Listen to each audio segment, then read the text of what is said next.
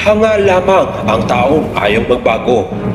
Kaya't dalasan natin ang ating pagbabago upang tayo'y maging perpekto at umasenso. 777 Morning Star Promotion Incorporated. Kingdom of Arya presents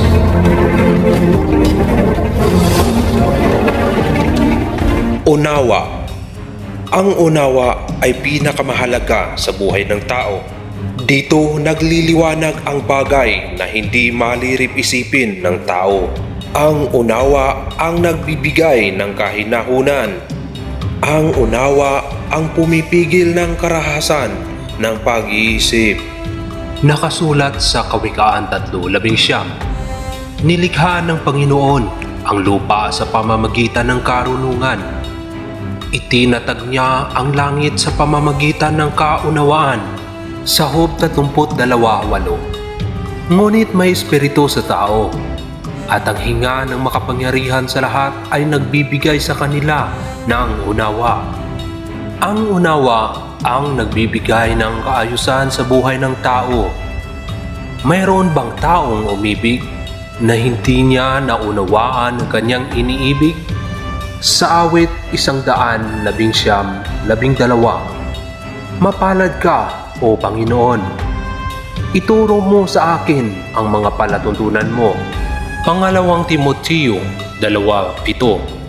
Isipin mo ang sinasabi ko, sapagkat bibigyan ka ng Panginoon ng pagkaunawa sa lahat ng mga bagay. Unang Juan 2:20. At kayo'y may pahid ng banal, at nalalaman ninyo ang lahat ng mga bagay. Ang pag-ibig na walang kaunawaan ay hindi magbubunga ng katiwasayan, kundi puro pangamba at alinlangan. Pangalawang Pedro 3:16.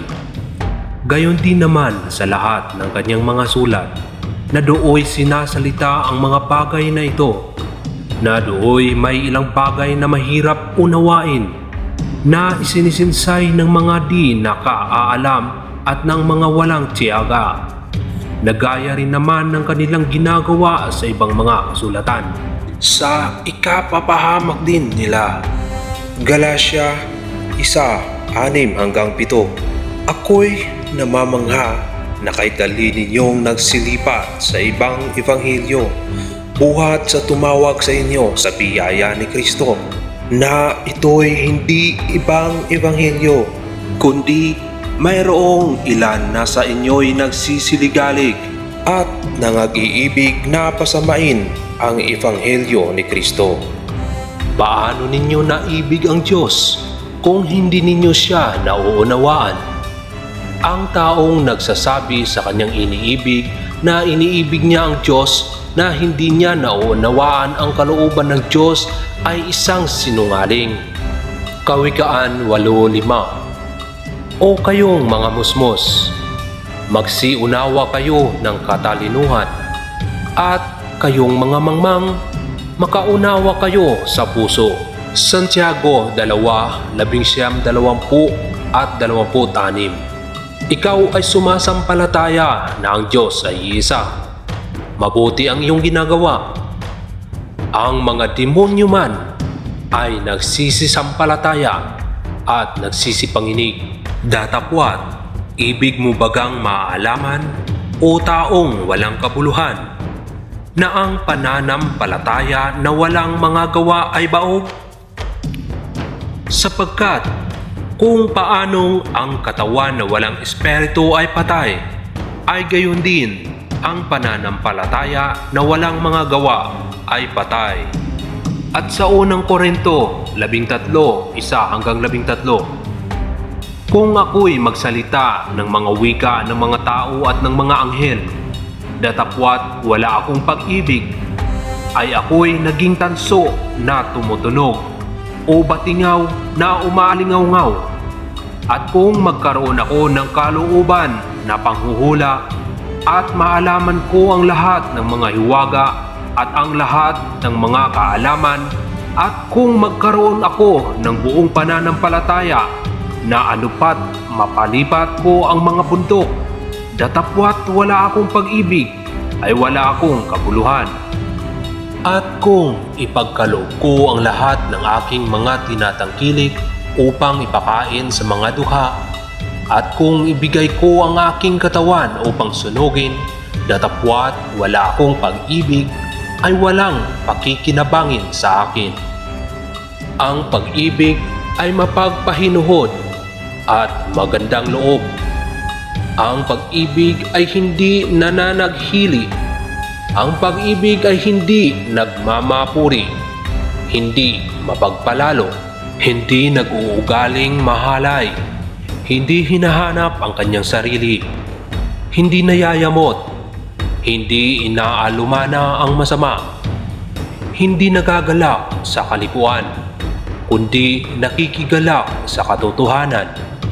Lahat ay binabata, lahat ay pinaniniwalaan, lahat ay inaasahan, lahat ay tinitiis.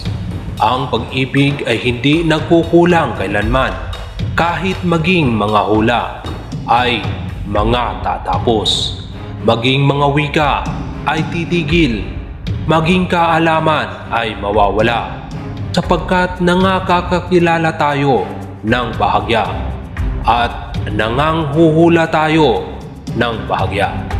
Datapwat kung dumating ang sakdal, ang bahagya ay matatapos. Nang ako'y bata pa, ay nagsalita ako gaya ng bata. Nagdaramdam akong gaya ng bata. Nag-iisip akong gaya ng bata. Ngayong maganap ang aking pagkatao, ay iniwan ko na ang mga bagay ng pagkabata. Sapagkat ngayoy malabo tayong nakakikita sa isang salamin, ngunit pagkatapos ay makikita natin sa mukhaan. Ngayoy nakikilala ko ng bahagya, ngunit pagkatapos ay makikilala ko ng gaya naman ng pagkakilala sa akin. Datapwat, ngayoy nanatili ang tatlong ito: ang pananampalataya, ang pag-asa, at ang pag-ibig. Ngunit ang pinakadakila sa mga ito ay ang pag-ibig. At unang Juan 4:6-8.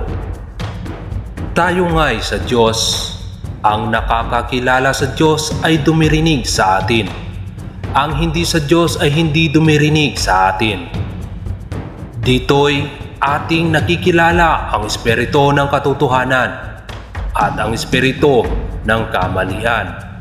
Mga minamahal, mag-ibigan tayo sa isa't isa, sapagkat ang pag-ibig ay sa Diyos, at ang bawat umiibig ay ipinanganak ng Diyos at nakakakilala sa Diyos.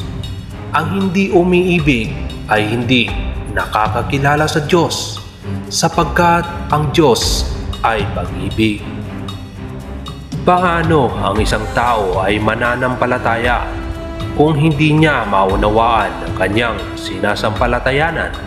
Sa unang Juan 5:19-20, nalalaman natin na tayo ay sa Diyos at ang buong sanglibutan ay nakahilig sa masama.